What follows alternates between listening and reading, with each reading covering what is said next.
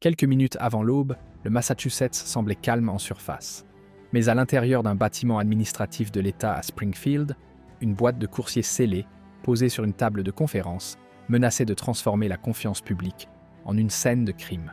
Ce que les enquêteurs y ont découvert n'était ni une rumeur, ni une cage de rue, mais des preuves dissimulées, là où l'ordre était censé régner. Et une fois ces preuves révélées, les conséquences n'allaient pas se limiter à une seule pièce ou à un seul nom. Bienvenue sur Frontières en alerte, où nous plongeons au cœur des enquêtes complexes et des défis qui mettent à l'épreuve la confiance publique. Restez avec moi pour découvrir comment une simple boîte a révélé une corruption si profonde qu'elle menaçait de démanteler les fondations mêmes de l'ordre public. Oh, car cette affaire ne s'est pas déroulée comme une arrestation de trafiquants de drogue ordinaire. La piste a traversé des portes officielles, des systèmes routiniers et des quartiers familiers, et les événements se sont précipités plus vite que quiconque ne l'aurait imaginé. À 5h12 du matin, les rues de Springfield, dans le Massachusetts, étaient encore silencieuses. Les couloirs l'étaient aussi, d'un silence tel que chaque pas résonnait plus fort qu'il n'aurait dû. Le bâtiment administratif de l'État de Springfield a été infiltré. Des agents de la DEA, appuyés par des unités tactiques du FBI, ont avancé dans le couloir en formation serrée. Pas de cris, pas de course, juste un mouvement régulier et maîtrisé. Leur radio était discrète, leurs mains proches, leurs visages déterminés. Ils ne venaient pas poser de questions. Non, ils venaient qu'en confirmer ce qu'ils redoutèrent déjà. Une porte en acier a cédé avec un claquement sec et puissant qui a roulé dans le couloir comme un coup de tonnerre. Ce son ne correspondait pas au lieu. À l'intérieur du bureau, la scène semblait ordinaire à première vue. Des dossiers empilés sur les bureaux, des photos encadrées sur les étagères, un drapeau dans un coin. C'était le genre de pièce conçue pour des réunions, pas pour abriter des preuves. Mais au centre de la pièce, quelque chose détonnait.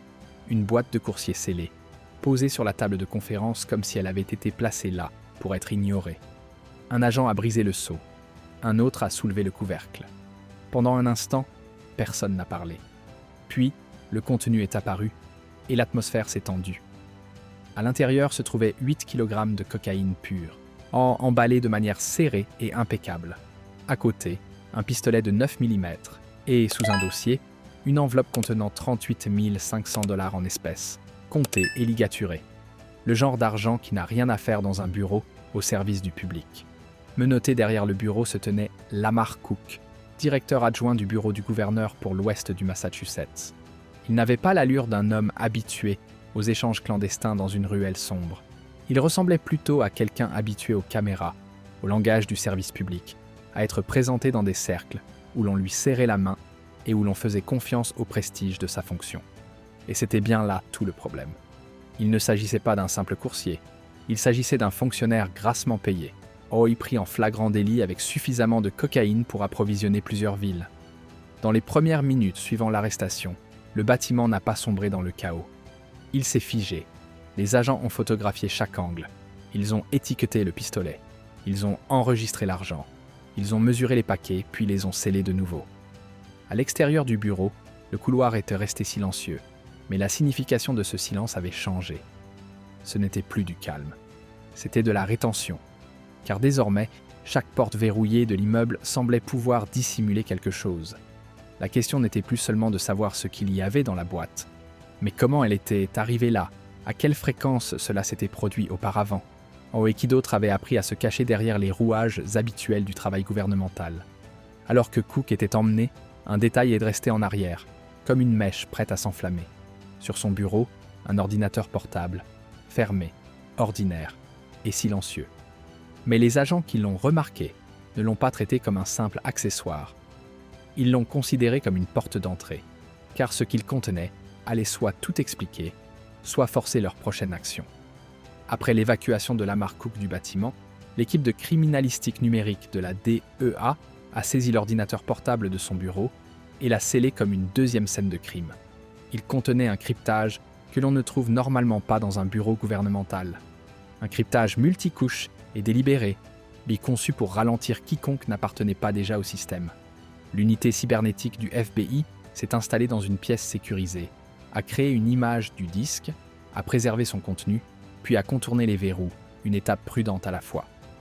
Car si l'ordinateur portable avait été conçu pour résister, Il avait aussi été conçu pour dissimuler le temps. Lorsque l'écran a finalement été déverrouillé, l'affaire a pris une nouvelle tournure. Ce qui semblait être une simple boîte de coursier s'est transformé en registre d'expédition, en planning et en notes écrites en fragments codés. Les dates se succédèrent de près. Les lieux se répétaient. La chronologie s'étendait sur plus de 14 mois. Et les entrées ne semblèrent pas paniquées. Elles semblaient organisées. 19 expéditions figuraient dans le registre. Alors chacune était répertoriée entre 8 et 20 kg, transitant par le système postal d'État régulier, avec des points de dépôt dans des entrepôts et sur des quais. Le langage était ordinaire. Rien dans le journal ne laissait transparaître l'empreinte d'un cartel. Cela ressemblait à de la logistique, et c'était là le camouflage, car la routine est la meilleure des cachettes. D'autres entrées faisaient référence à des lignes de produits conçues pour tuer en silence. Des comprimés de méthamphétamine pressés pour ressembler à des médicaments sur ordonnance courant, de fausses pilules, des bâtonnets de fentanyl, des cargaisons de cristal signalées comme venant du nord du Mexique. Une ligne mentionnait 227 kg saisis lors d'une opération fédérale liée au cartel de Sinaloa. Mais le document ne se lisait pas comme une nouvelle. Oh, il se lisait comme une chaîne d'approvisionnement en pleine adaptation. Comme si le réseau avait déjà appris à continuer d'opérer malgré la pression. Alors que les agents suivaient les noms associés aux expéditions, ce qui est apparu n'était pas une liste de dealers de rue, c'était une liste de fonctions. Agents de patrouille, officiers, shérif adjoint, greffier de tribunal. Une chaîne conçue pour faire circuler la cocaïne à travers les quartiers, les écoles et les foyers du Massachusetts. Tandis que le public voyait des uniformes et supposait la sécurité, les détails d'acheminement sont alors apparus clairement. Les colis étaient acheminés via le service du courrier de l'Assemblée de l'État. Les preuves transitaient par des installations de stockage municipales appartenant à l'État. Les registres de dépôt correspondaient aux heures de bureau du gouvernement, lorsque les portes étaient ouvertes et que les visages étaient en familiers. L'opération a abouti à des dizaines d'arrestations, y compris des policiers, des shérifs adjoints et 2 shérifs. Mais le dossier a révélé une chose essentielle. Ces arrestations n'étaient pas le sommet de l'iceberg. Elles étaient des points de pression. Et des points de pression existent parce que quelque chose de plus lourd se trouve au-dessus d'eux. Un nom continuait d'apparaître dans les notes croisées, non pas comme une personne, mais comme une source. L'Aeva Sandre, décrite comme un syndicat de drogue paramilitaire opérant de New York au Maine. Que cette étiquette soit une marque ou une structure dorsale, alors le pipeline n'avait pas commencé dans le Massachusetts et ne s'y arrêterait pas. Une fois la piste numérique cartographiée, l'étape suivante consistait à prouver les points de transfert dans le monde réel. Une livraison contrôlée a été organisée à un point de réception portuaire utilisé par le fret légitime pendant la journée. La boîte a été étiquetée, le seau a été photographié. Sous une faible lumière, le ruban adhésif alla révéler une deuxième ligne de pression. Quelqu'un l'avait touché auparavant. Quelqu'un à l'intérieur du processus. Quelqu'un qui savait exactement où laisser ses empreintes digitales pour que personne ne les cherche jamais. Juste avant la fenêtre de ramassage, un chariot élévateur a traversé la voie de chargement, coupant la ligne de vue l'espace d'un instant. Lorsque la visibilité est redevenue claire, la boîte avait changé de main. Pas de cris, pas de course, juste un échange propre, comme une tâche de routine, comme si cela s'était produit 100 fois. Un téléphone jetable a vibré près des portes du quai. Un court message a éclairé l'écran. Quai 4, porte 2. Un homme en gilet réfléchissant est sorti de la foule avec le calme de quelqu'un qui n'attendait aucune résistance. L'équipe l'a laissé faire un pas, juste assez pour confirmer l'étiquette. Puis, un agent a réduit la distance et lui a posé une main sur l'épaule. « Écartez-vous !» Les yeux de l'homme ont balayé le drain creusé dans le béton et sa main s'est abattue. Le téléphone a heurté l'eau et a glissé vers la grille. Le téléphone. Un agent s'est agenouillé, les doigts calmes gantés dans l'eau sale, et l'a rattrapé avant qu'il ne disparaisse. Or, le nom du contact était un code d'initiale qui correspondait au registre de Cook, ce qui signifiait que le quai n'était pas une supposition. C'était une racine. L'homme au gilet a commencé à parler, mais les mots sont sortis difficilement. Il n'était pas le chef. Il était un maillon, un badge d'entrepôt au lieu d'un insigne de police. Mais la couverture était la même. Un uniforme auquel les gens faisaient homme confiance, utilisé pour faire circuler du poison dans la vie normale, pendant que tous les autres détournèrent le regard. De retour au poste de commandement fédéral, l'interception sur le quai est devenue un nouveau marqueur rouge sur la carte. La chronologie de l'ordinateur portable a cessé de ressembler à de l'histoire pour devenir un calendrier. La question n'était plus qui, mais jusqu'où et à quelle vitesse le système tenterait de se protéger une fois qu'il aurait réalisé que la porte avait été forcée. Restez avec moi, car la prochaine étape ne sera pas de la paperasse. Ce sera de l'action, et le temps sera compté. À 3h50 du matin, à l'intérieur d'un poste de commandement fédéral juste à l'extérieur de Worcester, une carte numérique du Massachusetts brillait dans une pièce sombre. Des marqueurs rouges restaient fixes sur l'écran, chacun lié au même réseau que l'ordinateur portable avait révélé. Unités de stockage, planques, parking et appartements de distribution, nichés dans des quartiers qui semblaient normaux depuis la rue. Le FBI, la DEA et l'équipe tactique de l'État se tenaient prêts, attendant le signal final, car dès que le réseau sentirait le danger, les preuves commenceraient à disparaître. À 4h30 du matin, un seul message est apparu sur un écran sécurisé. Action. Toutes les unités. Le poste de commandement n'a pas explosé. Il s'est tendu. 14 cibles, 14 minutes, sans avertissement, sans échappatoire. Car l'interception sur le quai avait prouvé que le réseau pouvait réagir assez vite pour s'effacer si on lui en laissait le temps. Si cette opération devait réussir, elle devait être simultanée. Elle devait être propre. Elle devait frapper à chaque porte avant que le premier appel téléphonique ne puisse être passé. À Lowell, des véhicules blindés se sont arrêtés devant un atelier automobile de 2 étages qui ressemblait toujours à un endroit où l'on répare les freins et permute les pneus. Des agents se sont empilés à la porte. Une caméra corporelle a capturé le moment où un outil d'effraction a frappé l'acier. Un flash blanc d'une mine d'intrusion. Puis la porte s'est ouverte vers l'intérieur. À l'intérieur, 3 hommes ont tendu la main vers des armes. Des grenades assourdissantes ont claqué et résonné sur le béton. Les ordres sont venus, courts et secs. Mains en l'air. Des bottes ont claqué sur un sol taché d'huile et la pièce s'est remplie d'une brume chimique âcre. Derrière les postes de travail, un agent a frappé sur un mur et l'a entendu sonner creux. Un panneau a glissé, révélant des emballages, du ruban adhésif, des gants et une balance. Les outils pratiques qui transformèrent les expéditions en produits de rue sans jamais avoir besoin d'un entrepôt de cartel, car l'entrepôt avait été remplacé par une entreprise ordinaire. Au même moment, à Springfield, un entrepôt déguisé en distributeur agricole cachait quelque chose de tout autre. Des bâches recouvraient des piles qui ressemblaient à du fourrage et des fournitures saisonnières. Lorsque les agents ont retiré les bâches, de la poussière s'est élevée dans le faisceau de leurs lampes. En dessous se trouvèrent des paquets en forme de briques, emballés, scellés et prêts à être expédiés. 91 kg de cocaïne, 41 kg de fentanyl. Ces chiffres n'étaient pas symboliques. C'était un inventaire empilé comme s'il avait toujours été là. À Worcester, une caméra de surveillance à l'intérieur d'un garage a détecté un mouvement. En quelques secondes, des suspects ont saisi des fusils et ont tenté de s'enfuir par l'arrière-cour. Au-dessus, un hélicoptère Black Hawk était passé assez bas pour que le souffle de ses rotors fasse tomber de la poussière du toit. Une voix a tonné d'un haut-parleur « Jetez vos armes, vous êtes encerclés ». Ils ont tiré malgré tout. Un agent de la DEA s'est abrité derrière un coin et a tenu sa position. 2 agents du FBI ont avancé à pas mesurés, disciplinés et délibérés. De courtes rafales, une respiration contrôlée, pas de panique. Les éclairs des bouches de tir stroboscopiques sur la brique transformaient l'allée en un tunnel scintillant. Des éclats de béton ont giclé sur le trottoir. Une alarme de voiture s'est déclenchée et ne s'est pas arrêtée. Le son s'est mêlé aux coups de feu, jusqu'à devenir un long bruit étouffant qui donnait l'impression que le temps s'écoulait plus lentement qu'il ne l'était.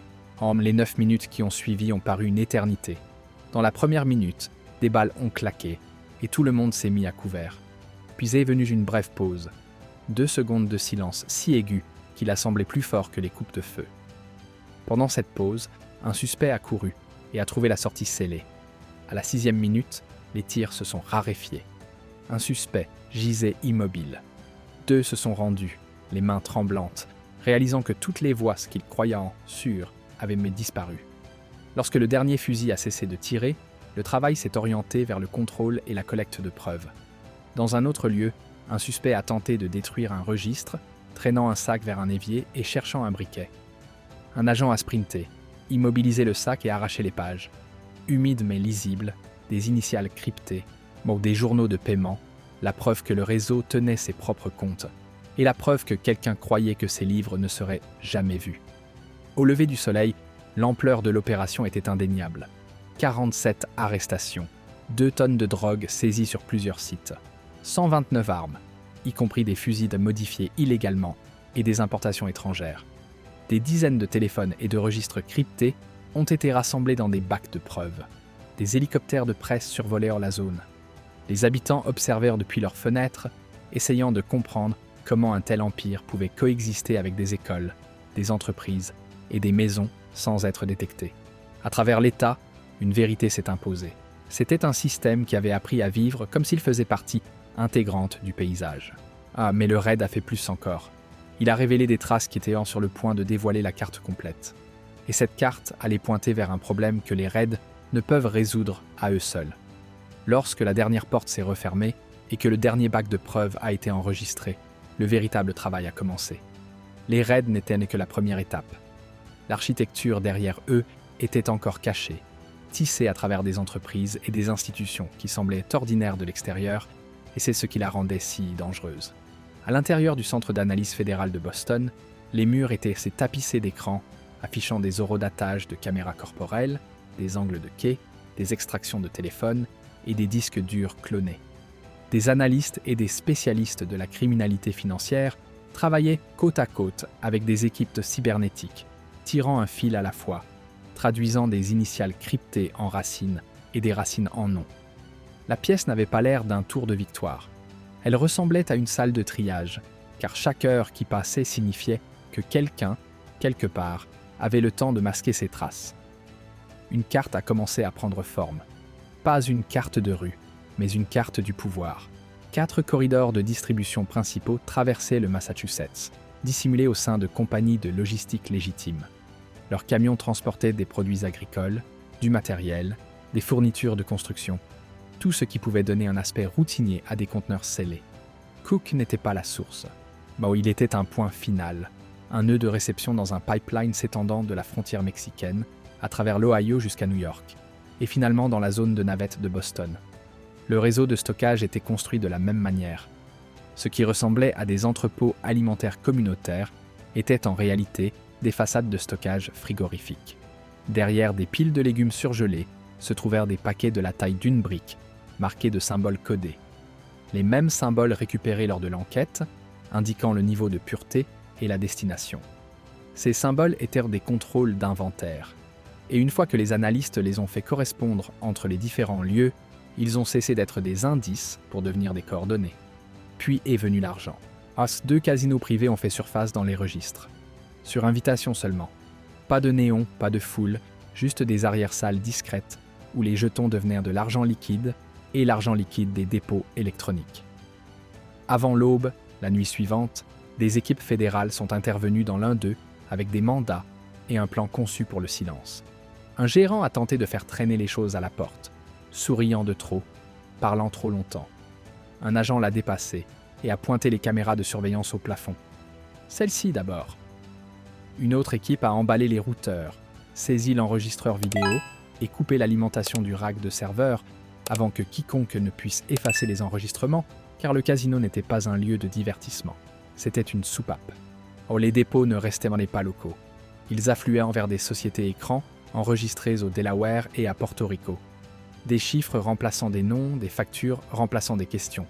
Le schéma semblait propre jusqu'à ce que les analystes le juxtaposent aux journaux de paiement des registres saisis. Alors tout s'est mis en place, comme une ombre s'alignant avec le corps qui la projetait. La couche la plus alarmante portait un visage amical.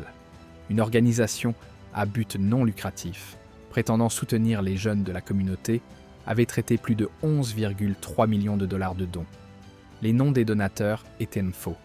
L'argent provenait de la vente de drogue, et la même organisation à but non lucratif versait des honoraires de conférenciers, sur des contributions de soutien de campagne et des honoraires de conseil en sécurité à plusieurs fonctionnaires locaux. Le réseau s'était conçu pour paraître utile à la communauté, utile à l'État, utile à tout le monde, sauf aux familles qui enterraient sur leur mort par surdose. Et c'est pourquoi il avait survécu. Il n'avait pas besoin de menacer tout le monde. Il avait seulement besoin d'être digne de confiance. Au moment où les dernières épingles ont été placées sur le tableau, l'ampleur était indéniable. 220 millions de dollars de bénéfices annuels, des milliers de foyers affectés, des institutions compromises de l'intérieur. Pourtant, quelque chose d'autre est apparu. Des points faibles, où l'opération dépendait d'un petit nombre d'individus encore actifs. Des individus qui ne déplacèrent pas eux-mêmes les cargaisons, mais qui s'assuraient que celles-ci ne rencontrèrent jamais d'obstacles. C'est à ce moment-là que le plan a changé. La phase suivante ne serait pas de la surveillance, ce serait de la purification. Car la plus grande arme du réseau n'était pas les drogues qu'il faisait circuler, c'étaient les personnes qu'il avait entraînées avec lui. Et ces personnes seraient à leur poste dans quelques heures, à moins qu'elles ne soient arrêtées en premier. À l'aube, des fourgonnettes fédérales banalisées se sont dirigées vers les commissariats de police, les bâtiments municipaux et les bureaux administratifs à travers le Massachusetts. Ce n'étaient pas les entrées rapides des raids précédents. Elles étaient précises, chirurgicales, inévitables, destinées à éliminer les initiés compromis avant que le réseau ne puisse les avertir, et à le faire alors que la journée semblait encore normale de l'extérieur. À l'intérieur d'un poste de district à Worcester, des officiers s'étaient réunis pour les briefings du matin jusqu'à ce que des agents fédéraux franchissent les portes d'entrée avec des mandats. Un lieutenant qui avait servi 23 ans a regardé son insigne et son arme de service lui être retirée. Un détective, autrefois loué pour avoir réduit la criminalité liée à la drogue dans son quartier, a baissé la tête tandis que les menottes se refermaient. Pas de lutte, pas d'argumentation, juste l'acceptation que la pièce s'était retournée contre lui. Dans le couloir, un responsable des achats s'est figé lorsque les agents ont ouvert une armoire à dossiers et en ont sorti des enveloppes de fonds destinées à des programmes de sensibilisation communautaire mis en scène. Dans les noms, les dates et les montants correspondaient aux journaux de paiement récupérés sur des téléphones saisis et des registres cryptés. À midi, 17 policiers, 2 administrateurs municipaux et un conseiller en approvisionnement de l'État étaient en détention. Il n'y a eu ni cri, ni excuse, juste le silence. Ce genre de silence qui vous dit que les gens savaient que ce jour était possible et espéraient pourtant qu'il n'arriverait jamais. Dehors, un homme âgé tenait un drapeau américain plié, le même drapeau qu'il avait autrefois offert au commissariat après les funérailles de son fils. Il a regardé les officiers être escortés, menottés. À proximité, de petites foules se sont formées. Certains étaient en colère, d'autres avaient le cœur brisé. Beaucoup étaient incrédules, car ce n'étaient pas des étrangers qui avaient empoisonné leur quartier. C'étaient des personnes en qui ils avaient eu confiance pour les protéger. À Boston, le gouverneur s'est adressé à l'État. Si l'insigne est utilisé pour nuire au peuple, alors le bouclier est brisé. Et quand le bouclier est brisé, nous le réparons. Nous ne détournons pas le regard. En réponse, le groupe de travail sur l'examen de l'intégrité a été formé, avec l'autorité d'auditer les services de police, les bureaux gouvernementaux, les transferts financiers et les chaînes d'approvisionnement liées aux agences publiques. Car la seule façon de reconstruire la confiance est de prouver où elle a été brisée. Lorsque le dernier sac de preuves a été scellé, le Massachusetts a vécu un moment de bilan silencieux. Pas une victoire, pas un soulagement, mais quelque chose de plus lourd et de plus réel.